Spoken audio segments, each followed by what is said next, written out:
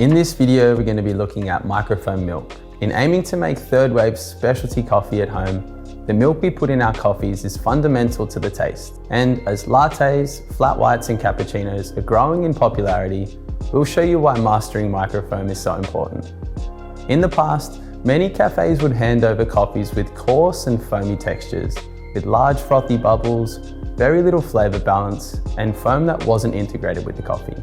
In more recent times, texturing milk has improved, and what we are aiming for now, and what we want to help people create at home, is that lovely velvety and silky microfoam milk. Creating microfoam is a challenge, even for professionals. It requires introducing the right amount of steam pressure from the wand and integrating it evenly throughout the milk, as well as heating to the right temperature. Furthermore, microfoam milk is essential for creating latte art. So this is the right place to start if that is your goal.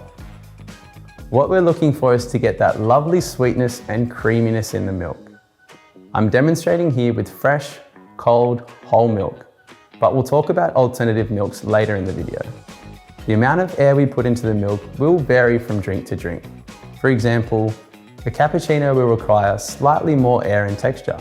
But for the purpose of this demonstration, let's imagine I'm creating milk for a latte.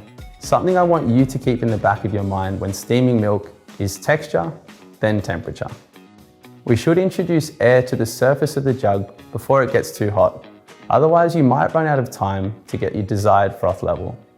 Firstly, purge the steam wand until you see a steady flow of steam coming out of the wand. Secondly, the wand position may vary for each user slightly. However, I choose to rest the tip towards 3 o'clock. Rest the tip 1 centimeter below the surface of the milk and slowly introduce air by gently pulling the jug downwards and away from the machine. Listen for that paper tearing sound. That's where you'll see the microfoam being produced. If you hear a high-pitched squeal, then no air is being introduced and your tip may be too low. To avoid this, simply lower the jug slowly until you hear the paper tearing sound. On the other hand, if you're getting bubbles that are too big, you may need to submerge the wand a little lower. Make sure you keep the milk in a nice circular vortex-like motion. When I'm happy with the texture, I'll bring the jug back up to prevent any further air entering the milk and keep it swirling until I've reached my desired temperature. Here we're aiming to balance the right amount of air with the right temperature and texture. So if you aren't heating enough, it's not going to bring out the sweetness to the milk. And if you go too hot, the milk is going to start to separate and you get a layered effect where the fats and the proteins are separated in the milk too much.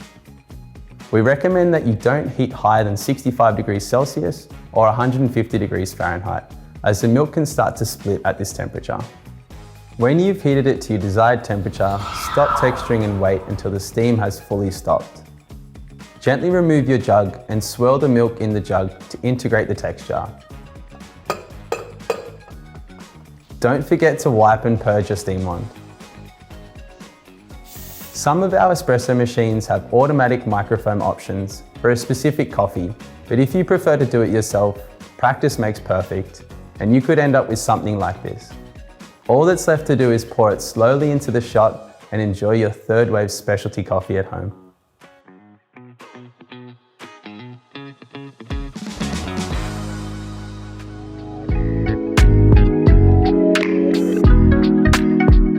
Today, we have so many alternative milks available.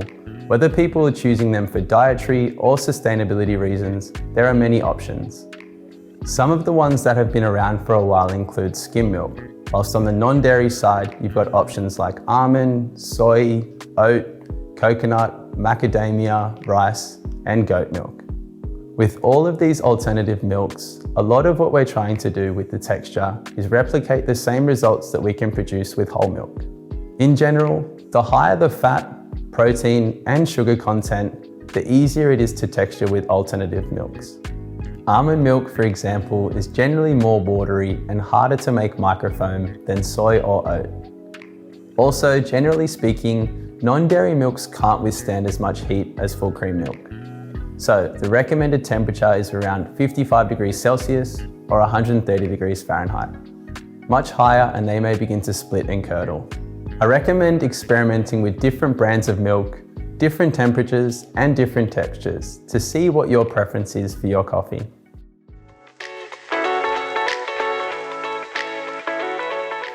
My 3 tips for creating consistently good microfoam at home are: 1. Always remember texture and then temperature. 2. Purge your steam wand before and after every use. And 3. Never retexture previously used milk. Enjoy.